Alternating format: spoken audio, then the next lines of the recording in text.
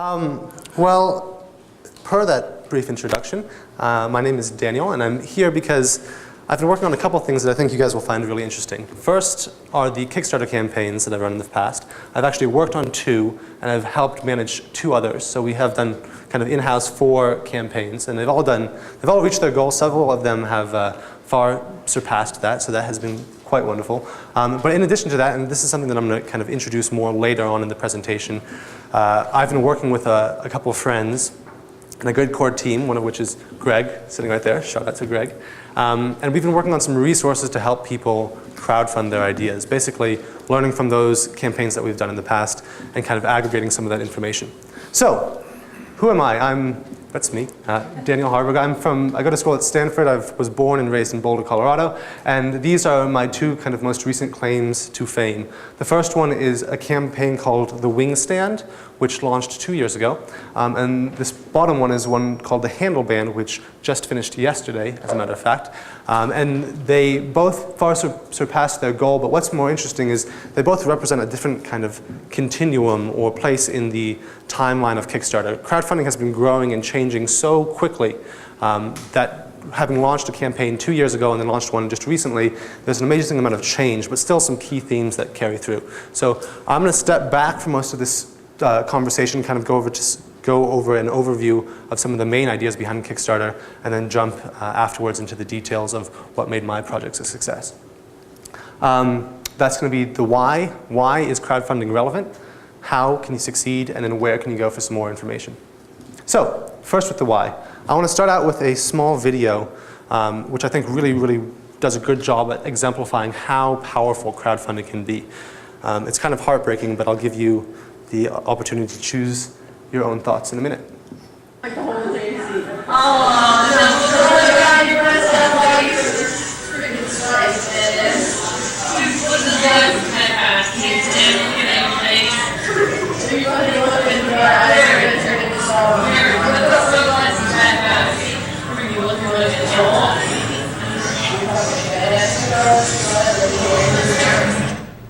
So I don't know if you guys heard much of what was going on in that video, but there's this woman, her name is Karen, and she was a bus monitor. And she would drive every day with the students to and from school because she was too old to have retired by then. She was about 65 years old, and that was her only means of income. This video, which you had a hard time hearing, it shows a group of kids bullying her. They're saying things like, "You're a fat ass, why are you so ugly? You know, you're a troll." And this is a woman that is 65 years old. She is incapable of, she has to go to work. She has no other options. And it's absolutely heartbreaking. You see her, wiping her eyes because she's crying, and they're saying, "Oh, your glasses are so foggy because you're so fat and sweaty." I mean, it's terrible. It gives you chills just thinking about it. But what was really interesting was the response.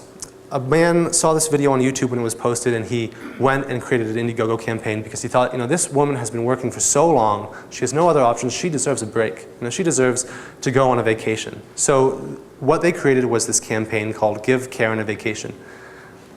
And it raised $700,000. So she got a little bit more than she asked for. She didn't ask for it at all. And she didn't ask for it at all, yeah, but they got more than that was expected. They expected to raise $5,000 and did $700K.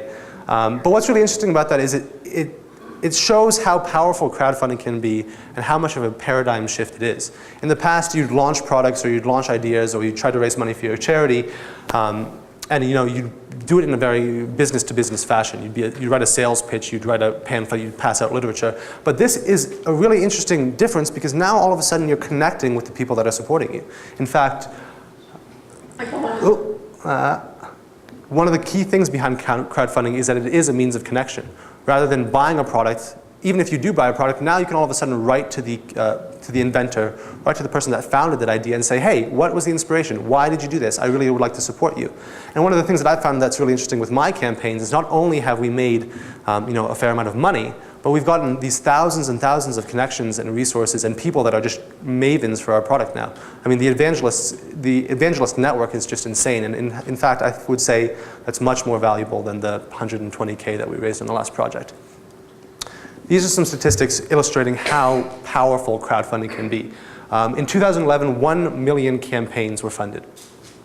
$5.2 billion were raised, and crowdfunding each year is growing at 200%.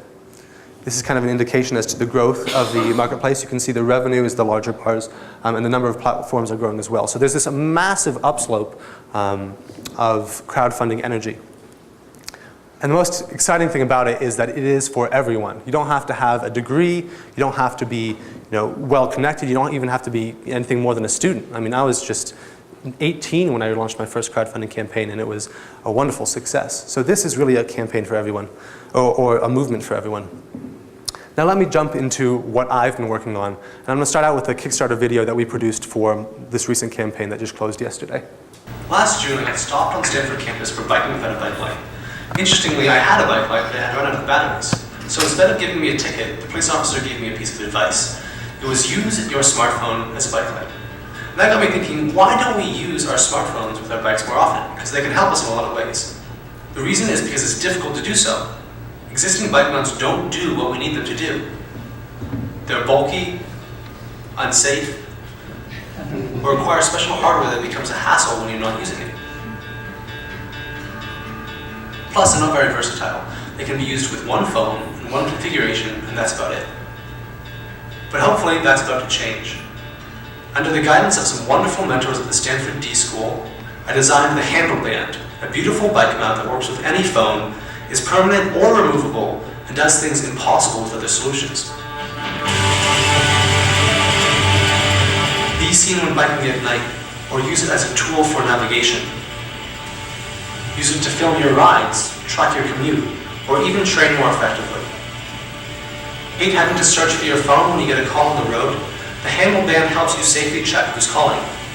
It works with just about every phone and case, but it also is great on its own. It can hold anything, a flashlight, a pump, and it's also a bottle opener. Learning from my experience with the Wingstand, we have the Handle Band designed, tested, and ready to go. Literally, the moment that we reach our funding goal, we'll be able to pay for the tooling to start manufacturing. But it takes a village, and I can't do this alone. So if you like the product, please consider pre-ordering by clicking on the button to the right. A big part of this is building out the word. So if you have friends that like biking, or family that might find it interesting, please pass it along to them. This is going to be a really fun project, and I hope to have you along for the ride. Thanks.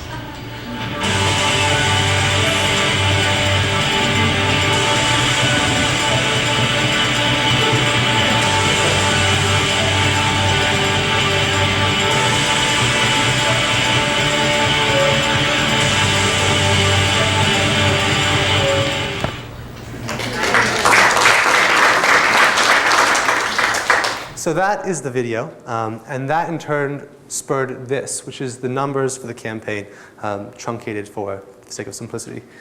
120,000 is the amount of money that we raised. We got that from 3,200 backers over the course of 30 days. But what's most impressive to me and what I'm most pleased with is this number.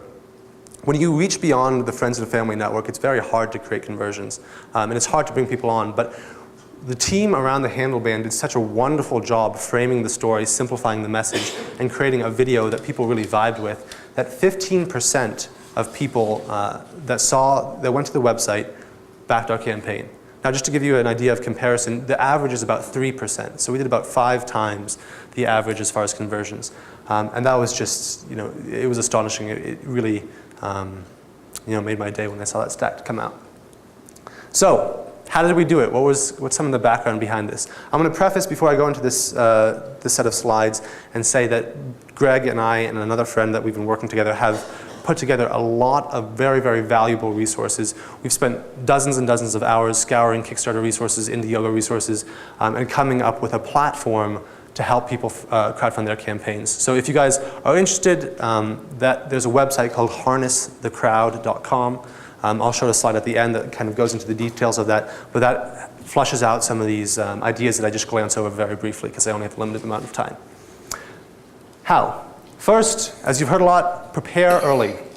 And I think this can be broken down to a couple key sections. First is press material. Being able to reach out to the press 3 or even 3 weeks to a month in advance is absolutely invaluable because it helps you get that initial momentum that gets you on the popular page on Kickstarter, helps you get traction, helps people want to share your campaign because they see the energy around it. The other one is timeline. People want to know what's happening and what you're doing. Like I said, crowdfunding is very different from existing means of raising funds or even just selling a product, because crowdfunding involves people. People want to be part of the story and part of the project. And that's where being transparent about what you're doing and when you're doing it is, comes into play. Lastly, new content. Every week or every other day on social media and on your crowdfunding campaign, you'll want to release new information that gets people excited about the project. So plan ahead new content, because that will be also very, very helpful. To give you an idea of how valuable preparation was for us, you'll see the first campaign was the Kickstarter was the Wingstand campaign. We did it 2 years ago, back in June of 2011. I mean, it's pretty obvious from the images, but you'll see that this slump came right in the middle of the campaign because we kind of ran out of momentum, as you've heard from a couple other stories before. By contrast, the Handleband campaign was almost a continuous upslope, and that was because we planned continuous material to be launching and driving traffic, and we were able to be very responsive as to the needs and requests of the backers. What you also can't see based on these two charts is that the Handleband raised 2 times the amount of the other campaign. It scales it down proportionally, but this slope pales in comparison to the second one. The other idea is simplify. You only have a few minutes to try to convince someone to back your campaign, and you only have less than that to entice them in the first place. So it's really, really important that you come up with a message and an idea that's very, very simple. When we were initially drafting the script for the Handleband video, it was 4 or 5 minutes long, and there was stuff that would have been great to talk about. The story behind the manufacturing processes, how we were going to bring this to market, what our plan and our goals were for the long term. And it's kind of painful to have to cut some of that out, but we decided that we want to make sure that our message is very, very strong and powerful, and therefore has to be very dense. So we simplified the message incredibly. But we also did some other things. So in addition to the short video, we created a set of pitches that we would blast out to people when we were doing social media PR launch, or social media outreach, and then also to the press. And that 2-second pitch became invaluable because it was automatic. Someone would ask, what is the Handleband? I'd say, oh, the Handleband is an adaptable smartphone mount that lets you use your phone as a nav tool, ride tracker, or bike light. Boom. And people can vibe with that. People understand when you give them 2 sentences to describe what your product is. Now, if you sent them 3 paragraphs and said, hey, can you please read over this and support my campaign, they might be a little bit less interested in taking the time to do that. So point number 2 is simplify. Point number 3 is sweat. And I know we've all been doing a little bit of that considering the heat, but in a different way. For the Kickstarter campaign, a lot of it is being responsive to what's happening over the course of the campaign. You have to really make sure that you're pushing things and you're putting in the energy when it needs to come about. It's tough. I mean, I'm not going to lie. There were times on the Handleband campaign that I thought we were just going to taper off. But when we saw the slowing down, the slowing of the curve, we were able to put in a dozen more hours or work 5 hours later that night and land press that caused another spike in the energy. This is generally a graph showing pledges over the duration of a campaign. So you can see at the beginning, people do a lot of outreach and energy, and they push it to all their friends, so you get this spike in pledges. At the end, you get the same kind of similar spike because people want to come on, and they've seen the campaign, and they know that there's only a little bit of time left. But in the middle, you get this lull, and that's where really putting in the hard work comes in, because you need to fight and fight and fight to get the coverage to make that lull non-existent. And you'll see, we didn't have one of those, which is great. On the previous slide, there's a few little spikes in there. Could you directly attribute any of those spikes to anything that you did directly? Yeah, definitely. Especially with regards to the previous graph like this, you'll see that there were a couple sections where it had a boost, and then another section where it had a boost. You can identify, and I can identify right now, right here is where we got picked up by Design Milk, which is a very high-end design blog. Right here is where we got picked up by Urban Velo, which is a blog that focuses on bicycling, and it's just a very strong community organization. What's the first one you say, design? Design Milk, design, or hyphen milk. Milk. Mm-hmm. Mm-hmm. And the nice thing about getting press coverage is once you get one blog, especially if it's a credible blog, everybody else kind of follows in suit. So with the Wingstand campaign, which was the one 2 years ago, we got picked up by Wired near the end of the campaign. Immediately when Wired picked it up, Gizmodo picked it up, and then the New York Times tech blog section picked it up as well. And that day we did like something around $9,000. Yeah.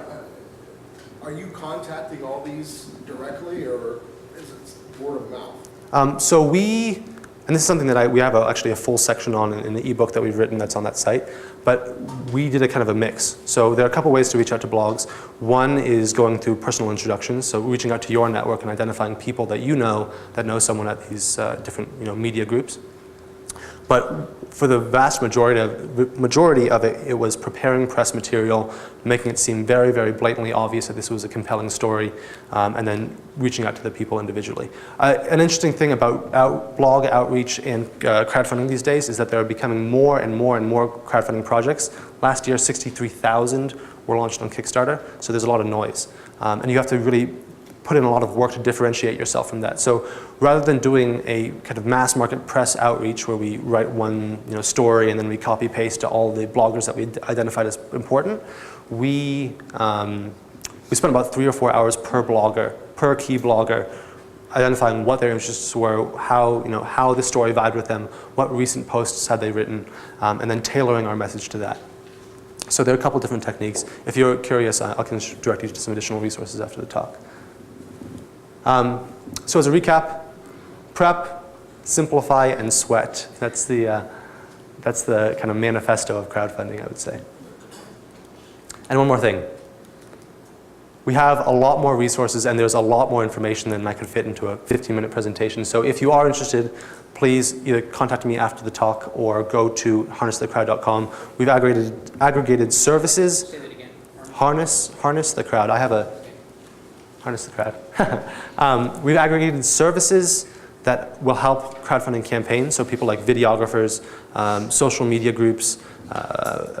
We have manufacturers lined up. People that are willing and able and excited to work with crowdfunding projects. They're all on a large list on the website. We also have resources that we've identified after thousands, hundreds of hours of research. And of course, we have this ebook that we just finished tomorrow. It was a long night last night, but we wanted to have it done in time for this. It's called Harness the Crowd, and you can find it at the same website. If you use DaVinci as the code, you will also get 25% off, which might be helpful. So if you're thinking about working on a crowdfunding campaign, definitely check that out. That's it. Any questions?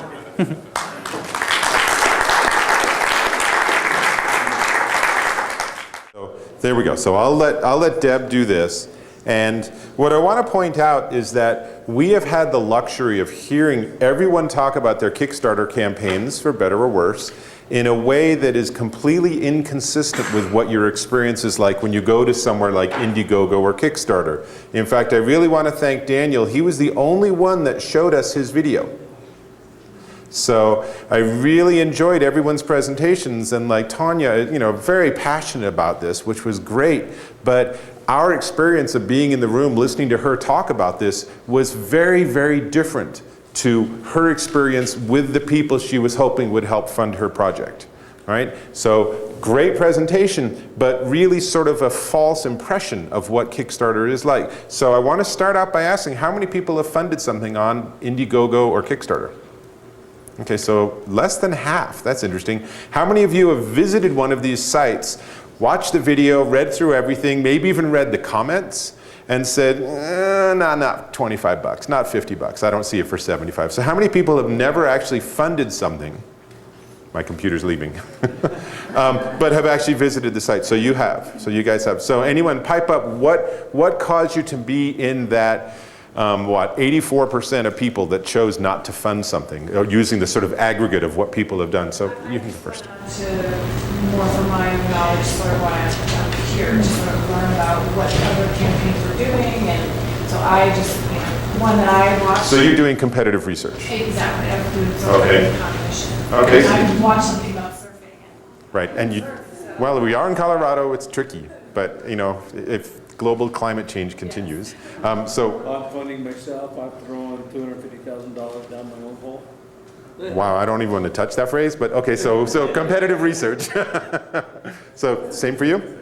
So that's interesting. And so there's still a percentage of people that are here and you still haven't even experienced any of these sort of platforms. Is that accurate? Is there someone that's never actually gone to one of these sites and looked? Because I think that's interesting too. And I have to say that I actually find Kickstarter like crack. is I'm constantly on there looking, and I'm constantly funding things. And as I'll show you, if my computer ever comes back, and this is sort of like giving a presentation in the inner city. Seriously, where'd my computer go? My weakness is board games and card games. And there's lots and lots of designers that have, in the past, they've been really stuck working with really large corporations, and so they get very little of the benefit of the games they develop. And so they have track records, and they have interesting ideas, and here's the game. I just funded one where I think the funding closes today or tomorrow, and they're resurrecting a game from like the 1970s, and they're redesigning it, but it's still the same core game. And I just find these really interesting, and it's really interesting to look at how they take something as fairly complicated as a game that might take 2 hours and 6 people and explain it in a way that I'm willing to say, yeah, here's $80. I will buy this product a year in advance and hope that you ship it. And there are other products that I've purchased, and I think everything that you've heard about communicate is essential. And have the right tone in your communication, because there's one product where he's shipping late and he must be getting hostile feedback from people because he has the bitchiest emails. He sends these updates and it's just like he's having a bad day. It's like, people think I'm running away to go diving in Thailand, and it's totally opposite. I'm busy working on manufacturing. And then, being a genius, the guy then posts in that update, and here's a picture of me diving in Thailand last week. And it's just like, dude, I know we're talking like $35. Am I up? You're up, but you gotta Yes. go back on. We just tested it on Okay. another site. So. Oh, okay, that's fine. I don't care where I am. Okay, it's like communication's really good, but remember, as multiple people have said, these people are your fans. So what I wanted to do is I wanted to talk about video, and I'm doing it primarily Kickstarter. This is Kickstarter Academy. Of course, I fund things on Indiegogo, and I help companies out with all this stuff. I do a lot of video, and I've sort of stumbled into it because I speak at a lot of events, and I had a really big Fortune 50 company come to me and say, can you do some video for us? And I said, I don't really know anything about it. And they said, that's okay, just do it. And so the first video I did for them that's gotten like 600,000 views on YouTube is just awful. It's so awful that we actually want to redo it, but you can't re-upload a video on YouTube, so we're stuck with this. It's really bad. But I've learned just by sort of suffering through all the different ways that make video work and don't work, and average time. And one of the stats I wanted to share is that in my experience on YouTube, when you look at video analytics, 50% of the people bail on a video 50% of the way through. So I don't care what video it is, unless it's something really amazing, you're generally going to have this just decay.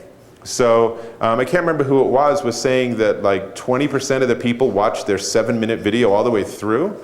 That was amazing. That's a huge stat. I mean, 7 minutes is a huge amount of time for someone to sit and watch a video, however fabulous and compelling it is.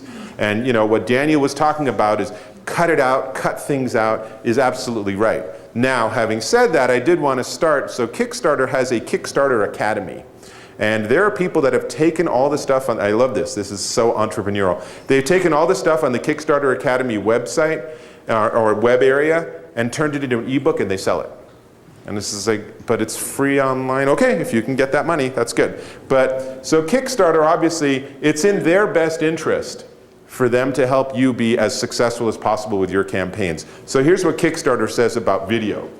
If you're like us, the first thing you do when visiting a project page is click play. A video is the best way to get a feel for the emotions, motivations, and character of a project. It's a demonstration of effort and a good predictor of success. Projects with videos succeed at a much higher rate than those without. And I think that 50% number is really interesting, because if I interpret that correctly, that means 50% of the Kickstarter campaigns that have put the effort into creating a video succeed at their funding goals. 50%, that's pretty darn high. And so they actually have a video about how to do video. And the good news is it's only actually a minute long. So I'm going to play that. I'm actually going to play videos, assuming this works. That didn't work. So according to Kickstarter, their best practices are, all these things. And you've heard people talk about, well, we did a video, and when I wanted to include everything, it was 8.5 minutes long, or 20 minutes long, or I have a short movie, and I'm actually working with New Dimension on distribution rights. you got to figure out a balance here. And I think that for me, I like to just see the person. You know, and that's where a lot of this stuff, it's just like, as soon as I see the person and see their passion and enthusiasm, I'm either really hooked and want to find out what they're so excited about, or you look at it and it's just like, you don't look like someone that's going to be able to successfully deliver something. So, and that's really important, you know, and it's even just as important if you're going to do something more on a philanthropic bent through something like Indiegogo, because I'm not going to even give you $5 if I don't think that when you get to your funding goal, or in Indiegogo you can actually have a successful campaign without reaching your funding goal. They have different models. You know, so you can say, I want to raise $10,000 and raise $6,000, and you still get paid out and you still have to deliver, which can be a real nightmare. If you have a fixed cost of $9,000 to manufacture and distribute, and you raise $6,000, you now have all these people you're committed to deliver to, and you didn't raise enough money to do it. So you really have to be careful with that. But your video really needs to just sort of capture why you're so excited about this. And I think that that makes it really easy to screen the people where it's just, hey, I want to make a lot of money. You know, I'm going to make this for $3 and sell it for $100. And that's fine if that's what you can do, but you at least have to come across better than that. So, you know, what Kickstarter says is ask people for support. Explain what you're going to do with the money. Talk about your rewards. That Kickstarter is very much rewards oriented, and that works really well for me. You know, I like seeing all, they call them, there's goals that as they hit a funding goal, like when you hit 100%, now everyone's going to get this. And if we hit 125%, we're going to give everyone this extra bonus. You know, and that helps people, because once you've sort of hit the funding goal, a lot of people will say, well, I don't need to, you know, worry about this because now you're good. But now you can get people that have already funded you to continue to spread the word, because there's sort of this collective group benefit.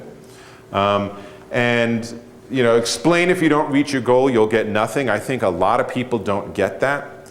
And so I'm going to add to that, you know, here are my tips. Is the number one is be engaging fast. Right off the bat, you want, you know, you have like 10 or 15 seconds, if that. You know, it's the same with a web page. It's a really good exercise is go to a web page and give yourself about 5 or 7 seconds and then shut that down.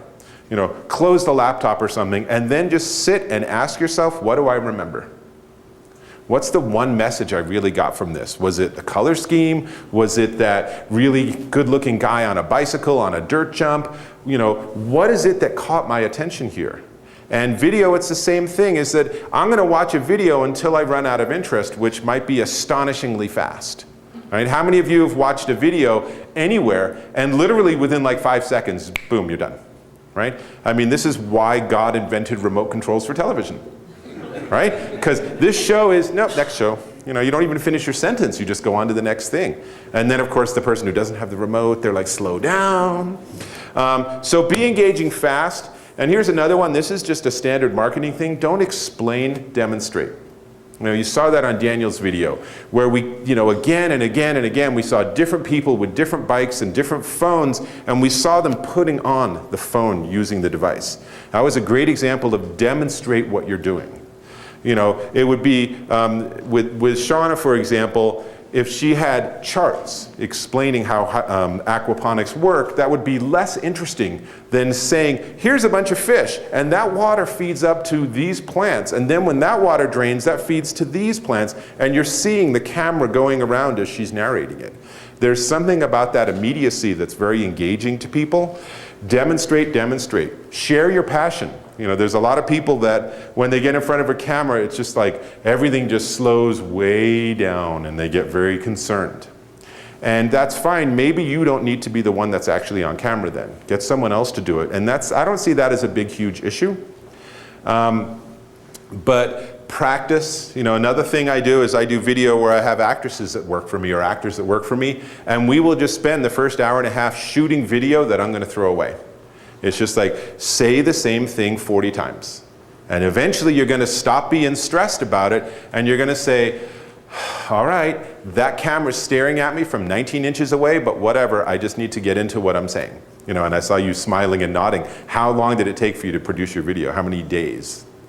Well, we shot it in 2. Okay. Which wasn't too bad, but definitely lots and lots Yeah, and it's amazing, like one sentence, you just like say the sentence, like, no, let me do it again. There were a couple of great guys that did a project called The Flip, which I don't know if you guys have heard of. And they wrote and did a whole write-up on their post-Kickstarter campaign as well. And they said that was the most challenging part of the entire campaign, was shooting the video and trying to go through dozens and dozens and dozens of things to make that happen. And the only way they found out how to do it effectively was by taking a whiskey shot beforehand. Right. So the suggestion is before you start filming, have alcohol. That is not one of my bullet points, however, so let's just be clear here. But that does lead to have a sense of humor. Some of the best videos I've seen, I mean, remember, the kind of stuff I'm looking at can be extraordinarily dry. It's like a, 1850s Russian historical reenactment war game. Things like this where it's just like mind-numbingly boring. And then, you'll watch and they'll be showing a couple of people playing a prototype of it and they're really getting into it. And, that's pretty engaging. This is like, yeah, have fun with it and make it funny. There's a lot of stuff where, instead of just having it be very dry and very clinical, for example, again, with the aquaponics, okay, fish poop. Where does the poop go? What happens to that? Well, here's how that works out too, and that's why it's a closed system. Having it be a little lighter is something that makes it a lot more accessible to people. Good production quality is important. The most important thing with video, and everyone that's done video always nods at this point, is great audio. And audio is such a nightmare. And there are people that get paid extraordinarily large amounts of money in Hollywood to be able to make good audio quality regardless of what the video looks like. And you see that when you see like these found footage movies, and you realize that the audio is amazing. And what I like is like shows like Survivor, right? So there's these two people, they're hiding under the tree and whispering, and we're right there and we can hear what they're saying, and they're whispering. And so you got to figure that there's like 30 people around them with mics and booms and lights and reflectors and cameras and B-roll cameras and other B-roll cameras, and it's really just the two of them under the tree, and they don't even know we're seeing it. It's like, no, you don't get that kind of audio that way. So if we can get this to work, I wanted to actually go through and show you the videos for some of the Kickstarter campaigns that did well, and I'm just not clear why. And look at this from the perspective of what I was talking about. And they don't all do the right things, and they don't all do the same things, but as we watch this, is this something that catches your attention?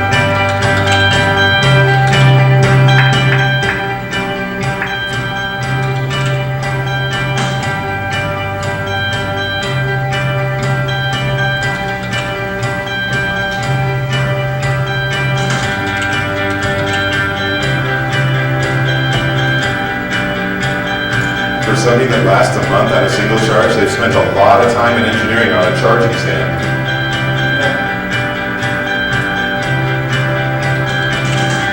But they exceeded their goal by 5 times. They tried to raise $200K, pulled it together, and now we finally need it. We've created the world's thinnest watch ever made, the CST-01. So we start with a 0.7 millimeter stainless spring steel band. We etch that 0.5 millimeter down, and then layer all the components inside of that pocket. Everything from the e-ink screen, the electronics, and the micro-energy cell that powers the watch. We have a full working prototype right now with real production parts, and we spent the last year designing, prototyping, and revising those parts. And this is the first successful assembly. It's a minute 43, this video. The CST-01 is a truly remarkable product, but we're going to need your help in order to manufacture it. So please, back us on Kickstarter, like us on Facebook, and get the word out there. Thanks. And so notice also that the guy on the left had a little lapel mic, the other guy didn't, so they're using multiple mics and a mixer and lighting and a professional backdrop. That was not a video, I'm guessing, that they did in their garage, right? Can I tell you a secret? The clothes you're wearing were designed to fall apart. Really. My name is Jake, and at the highest levels of manufacturing, they talk about a thing called planned obsolescence. The amount of time they want the stuff you buy to last before it falls apart. Over the years, companies have systematically lowered your expectations to the point where if you buy a shirt for $50 and it doesn't even make it a few months, you might think you got a bargain. It wasn't always this way though, and it doesn't have to be now. It ends here. And it starts with a sweatshirt. Not just any sweatshirt though. We spared no expense. A special, American-made, 18-ounce 3N knit. Special safety seams that begin by overlapping the fabric before locking it together. Okay, so I want to stop for a second. Again, this video is under 2 minutes. And it starts right out with him, and it's very compelling, and he has this sort of distracting, noisy background, but it's still interesting. This guy seems like someone that's a hipster, right? Definitely with those glasses and stuff.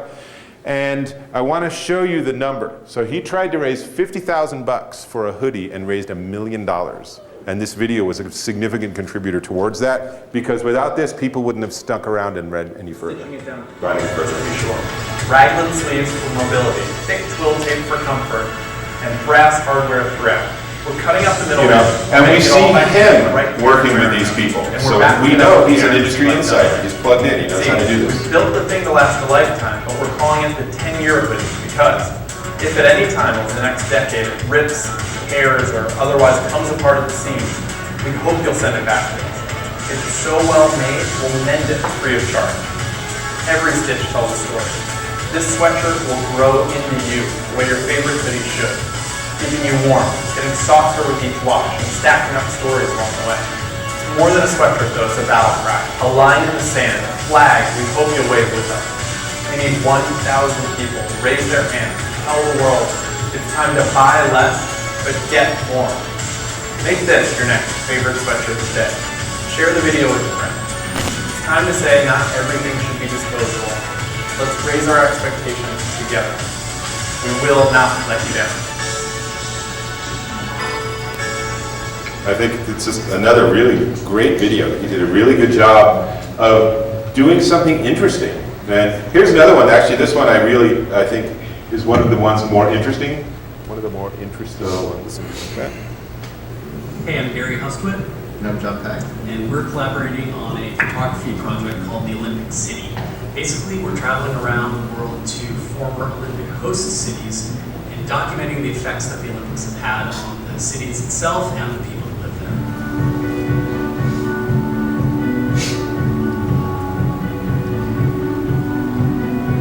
there. So the project started in 2008 when I was watching the Beijing Olympics, and I became interested in what happened after all these billions of dollars were spent. So we're looking at the remnants and the leftovers and the aftermath of the Olympic Games, both good and bad. It's more than just architecture or building these stadiums. Does all this development and all this money and all this attention really make these cities more livable? What's the real impact on the people who live in these cities? We've been to Athens, LA, Lake Placid, Montreal, and Rome. And we're going to do another 5 cities this summer and fall. And then there will be one extra city that we let you guys, our Kickstarter backers, determine which one it'll be. The book's being... So that's another great thing to do, is to let your community be part of the decision-making process. Sort of slip that one in there. 100 copies of. So I hope you find this interesting and you'll follow us along as we photograph the rest of the cities and publish the book. Thanks for watching, everybody. See ya. Thanks.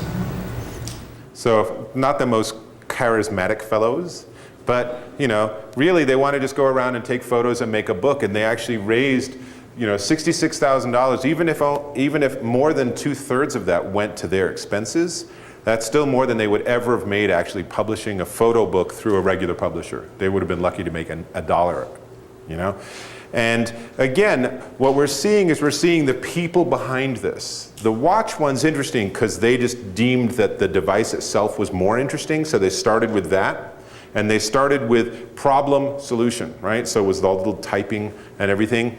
But all 3 of these, I think that it's very clear why all 3 of these have been successful, because they're all really engaging. It's just like, that is interesting. I would like to see what does an Olympic city look like 10 years or 20 years or 100 years later. And I have one more.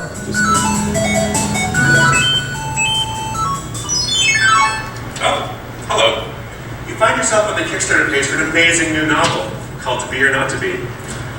It's a book where you can choose your... So I'm going to stop here because he breaks the mold in a lot of ways. First of which is this is 5 minutes long, this video. Right?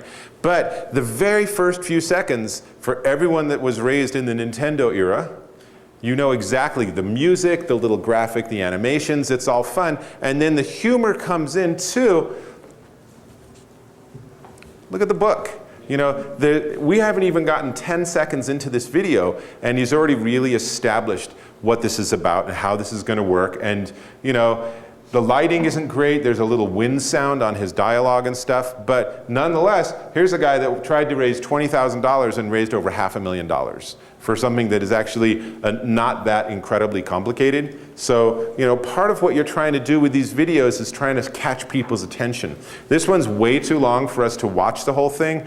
And, you know, one of the things that I've seen that's really effective is you can post multiple videos.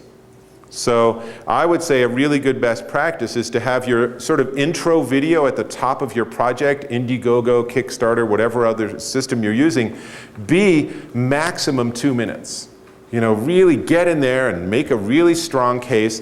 And what a lot of these guys have done, and you know, if we go and back up to the one with the, is he has an elevator pitch, right? He even has a slogan that by itself is very memorable. Every stitch tells a story, right? How that ties into a sweatshirt is something he's going to have to convince me.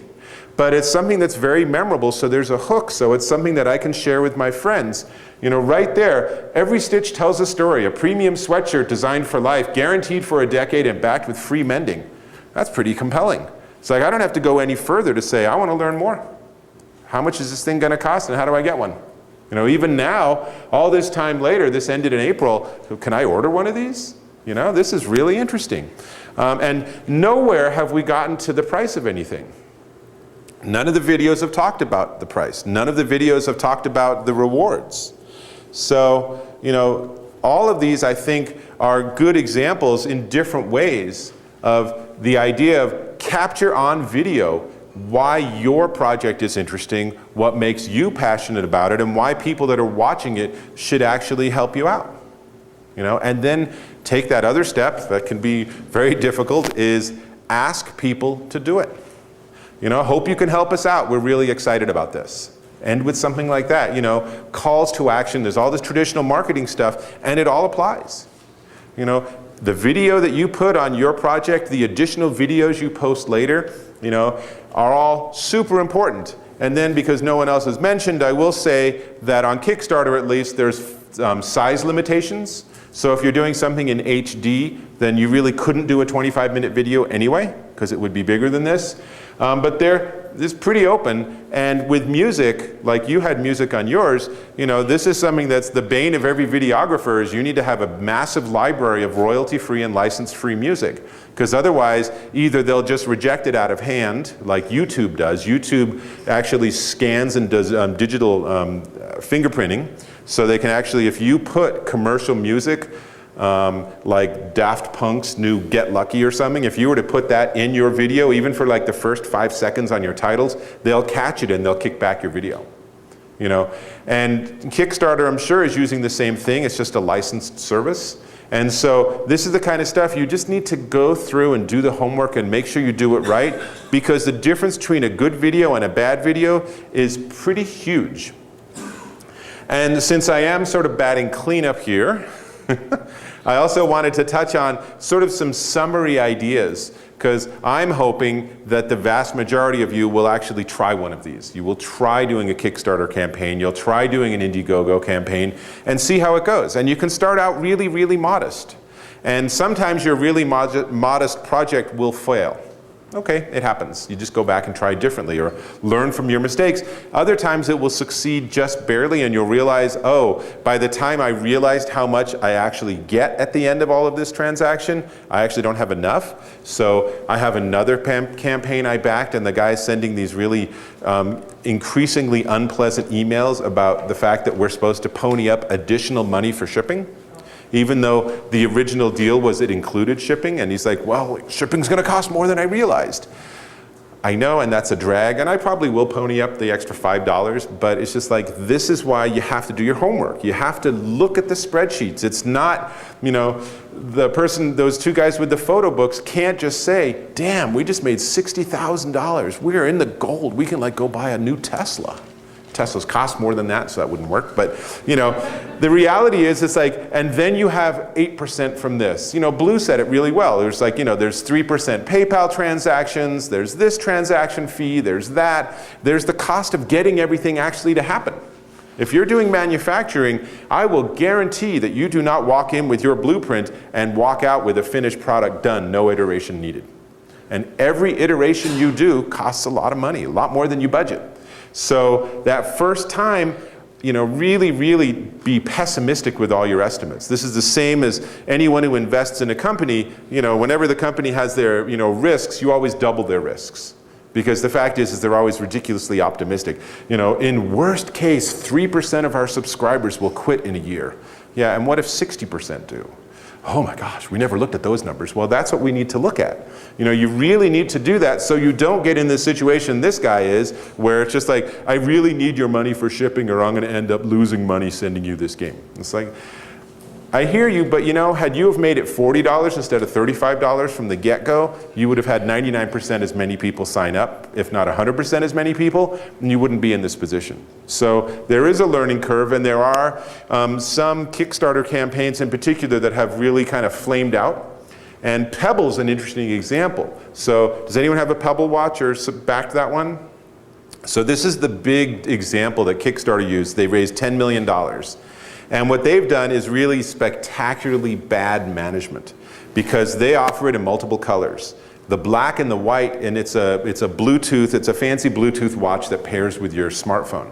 And the black and white ones were easy to make because those plastic colors are really easy. But they also did one in orange, and it's a very vivid orange. And they're having a hell of a time getting that color to come out of the manufacturing process. So the black and white people, they're fulfilled. And they now sell the Pebble watch at Best Buy as of the beginning of this month. And the people that a year and a half ago paid the money to back the orange version are still waiting for shipment. Now, how do you think those people feel when they read that Best Buy is now selling this product? Now, to be fair, Best Buy is not selling the orange version. But this is the kind of thing where it's like, okay, you guys raised $10 million. Awesome success story. Seriously, you need to really still be a real business. You know, and I think that there's this sort of this level of MBA maturity or something where someone needs to come and say to them, let's talk customer interaction, let's talk customer support, let's talk perception. Let's talk about making sure that those people that are on the orange queue might be able to switch and get a white one for 10% off. And then they jump off the queue or something. Or you just say, it's been a year and a half, we can't pull off the orange, I still don't understand why. Someday we'll get it. In the meantime, we're going to switch you to a different color, tell us which one, and we're going to give you a free orange one if we can ever get the damn thing out of the assembly line. You know, something to make those people feel like they're, you know, we love you, we appreciate you, you're part of why we're successful. So all in all, in Kickstarter, you know, the path to success with any campaign, in addition to having good video and good copy, and frankly, something interesting, is to also involve your backers, send lots of updates. I'll show you in a second how some groups are just incredibly good at this. And I love getting all these updates, even dumb things like, you know, we got the dice. And then they show you a photo of like 1 million dice all over their table. And you're like, wow, that's crazy. I really like seeing when they have things stacked up ready to ship. I mean, you must have the same thing, right? Where there's just, you know, your house literally is just taken over by like UPS boxes.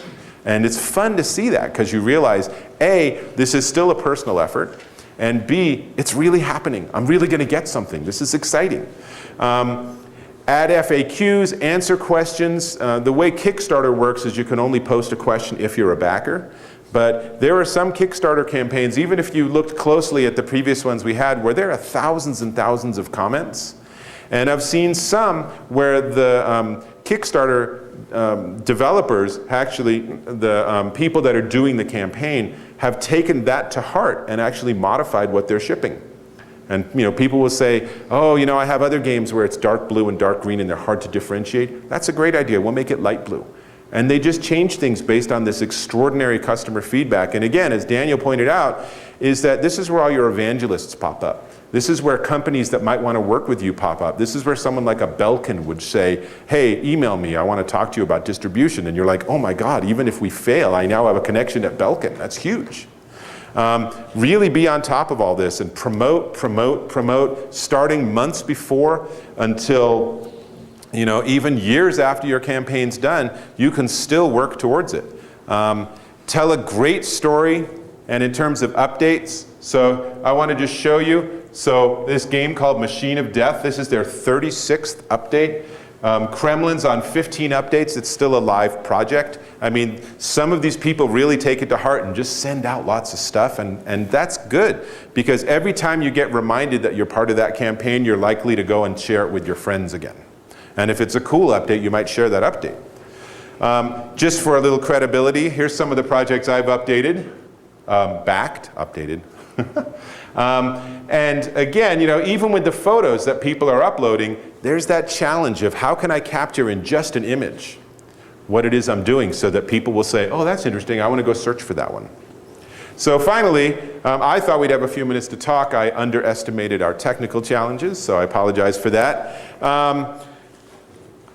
If you guys need help with your videos, I'd love to talk to you. And otherwise, I wish you all great success, and you can find me on Kickstarter. How's that for fun? So thank you all very much for your attention.